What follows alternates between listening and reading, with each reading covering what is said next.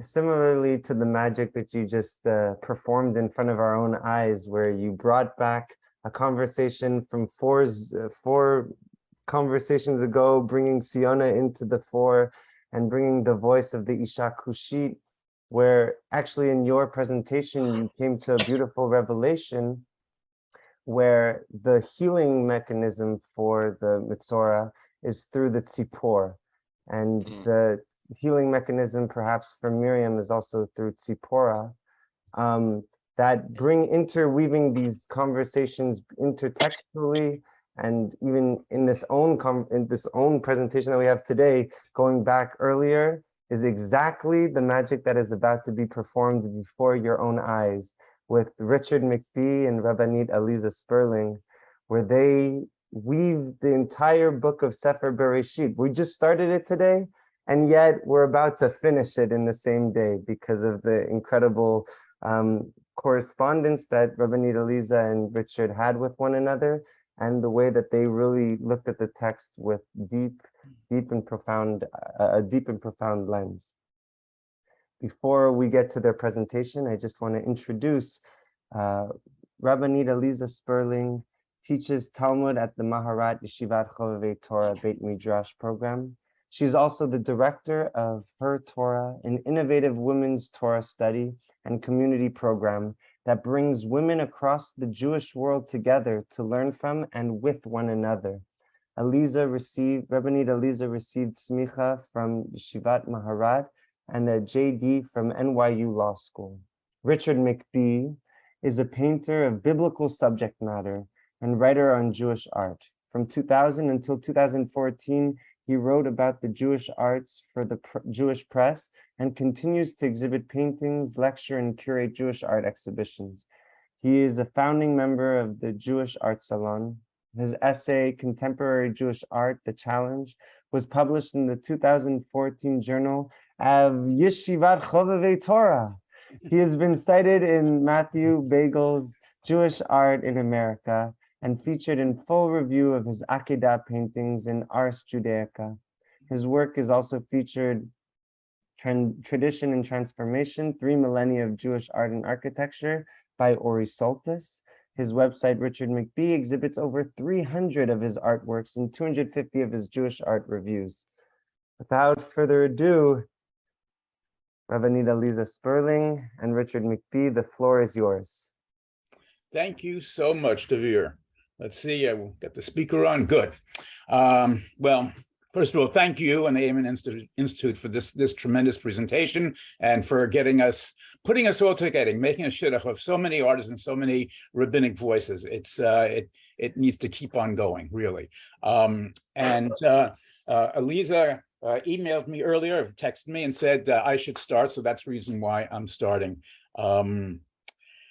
This was quite an experience, to say the least. I just read her bio when we first saw some lists of the various rabbis, and I said, well, this woman looks interesting.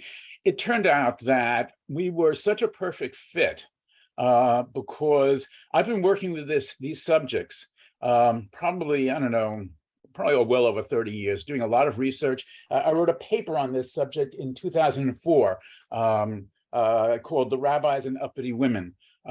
And lo and behold, I found a rabbi opposite me here on Zoom who not only knew as much as I did, but also added to it, and really a similar view of really exploring these subjects, not taking them for granted, and really trying to open them up and questioning. So just to give you a quick idea of what this painting is about. This painting is called The Song of Eve. There's a subtitle, In the Merit of Righteous Women. And let's see, does my cursor work here? Yes, okay. So the painting is divided effectively into three sections. On the left-hand side, this is the story of Mrs. Potiphar and Joseph, okay? On the right-hand side, this is the story of Tamar and Yehuda. In the middle, this is an echo of a very famous illumination from the Golden Haggadah of Miriam and the women singing at the sea.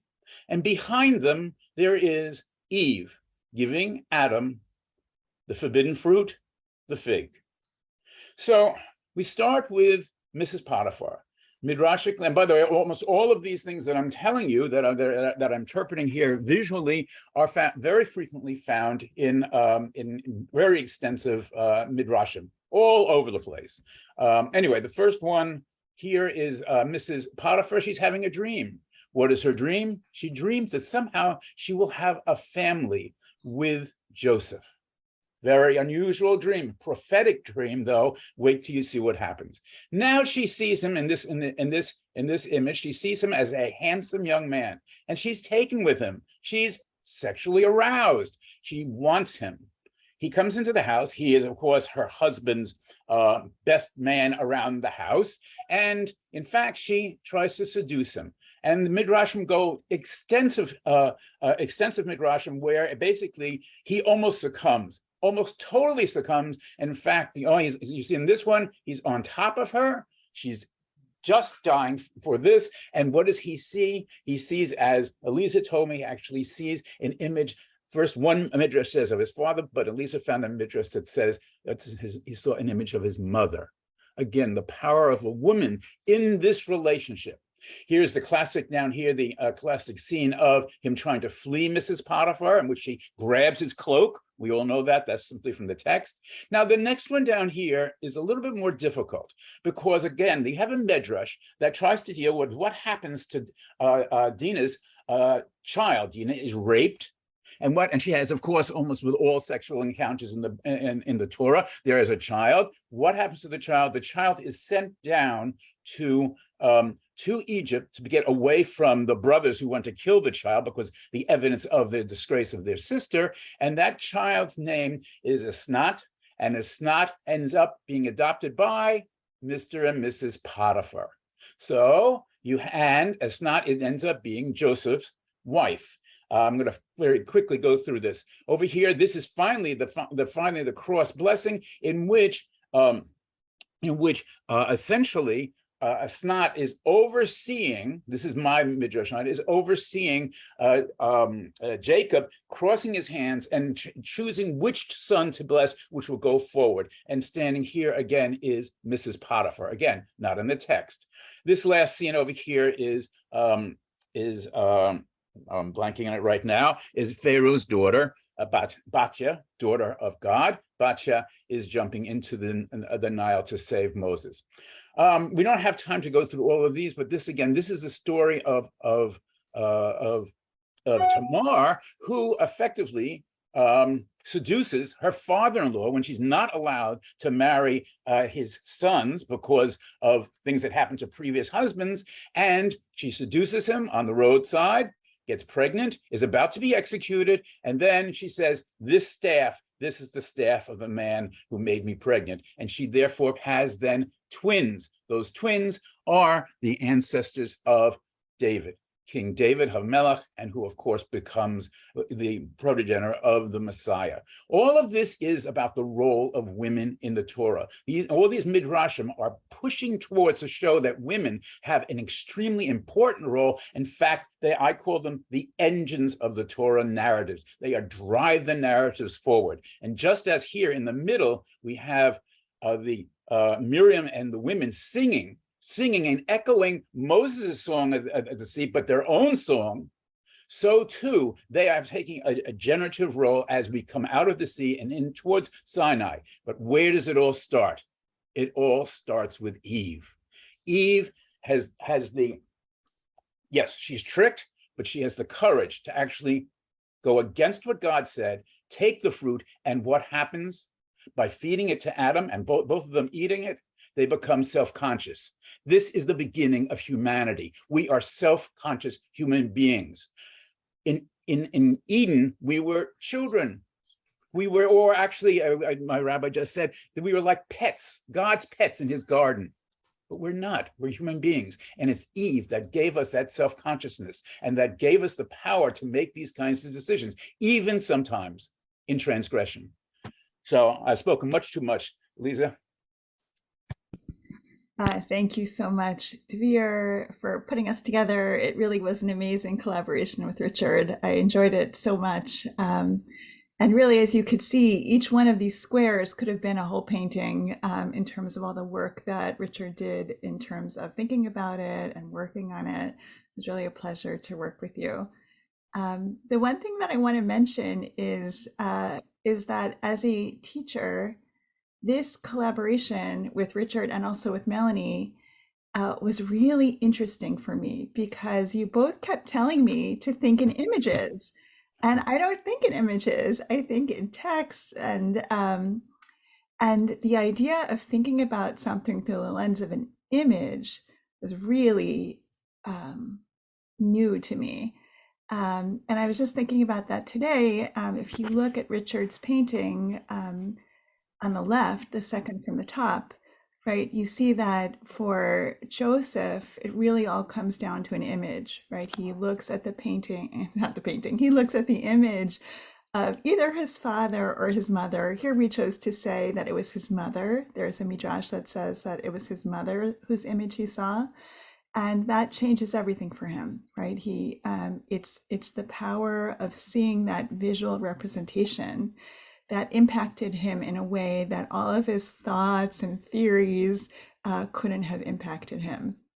And I guess that's something that I'm really taking from this collaboration, the power of image, and trying to think more about how to include it in my own teaching and my own thinking. If I may interject, so I took this painting out maybe a month ago. Look at it.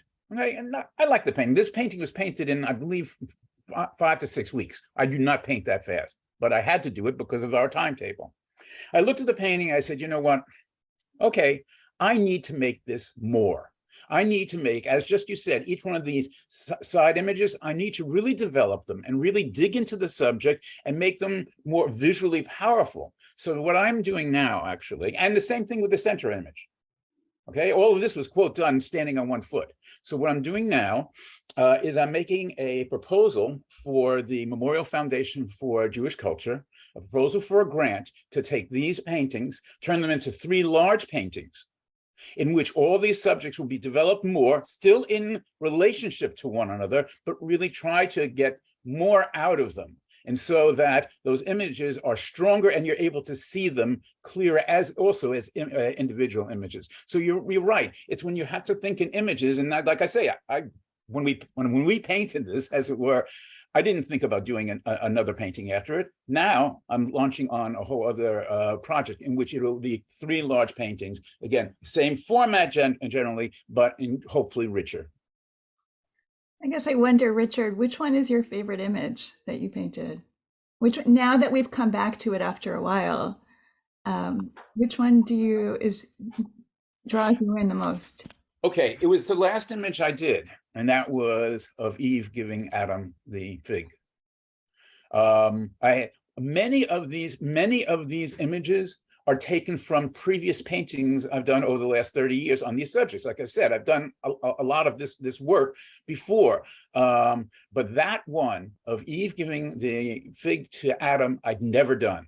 And having to paint a fig tree and to put them in conjunction with one another, and also kind of situate them as a way in which there was a certain amount of modesty. It was I just simply had to do it, and I've never done it before. So in a way, there's something very. It's the crucial moment. And you know what? I honestly still don't understand it. It's very clearly in the Torah and the text of the Torah that this is a sin, this is a disobedience, and yet it leads to humanity, to human, self-conscious human beings who can, by the way, choose to serve God. So this her giving this forbidden fruit to her husband, to Adam, and them both eating it. It's breaking through. So that's, to me, that's kind of my favorite one. Yeah, I think especially to us moderns or postmoderns or whatever you want to call us, that being able to see, to desire knowledge, and then to act to take it is something that's really important to us, right? Yes. So I think that we see the story of Adam and Eve, and we say, yeah, she was right. She was right. And I think maybe the question is, maybe she was right, but that gives us so much responsibility in terms of making the correct choices. Right. And the rest of your paintings really are all about those choices that people make when they have that knowledge. Right, right. No, it's right. Almost in every painting there is a choice. That's correct. I'll give you an example. This one down here of David dancing. So this is when David's dancing. Who's watching him? Michael. Michael, his first wife, right? And she's watching him and she's disapproving of him. Well, but she's disapproving, but you have to look very closely. She's a very special person. She's not in the Michael. She's wearing tefillin. Wait a minute, women wearing tefillin? Well, you know what? In the Gemara, it says, yes, she was one of the few women who put on tefillin, and the rabbis approved. So it's like, again, this is pushing these boundaries that I find so exciting and should empower people. Yes, thank you. Thank you for working with me, Richard, and thank you for working with putting me. us together. Thank you. Thank you. What I found most striking about this piece is that it changes the valence of the actions. That although we see these drivers of narrative as moments that we use the word sin, or moments that are seen as acts of disobedience, they become necessitated in driving the narrative forward. And they become these moments that actually, without them, we wouldn't have seen anything come to fruition.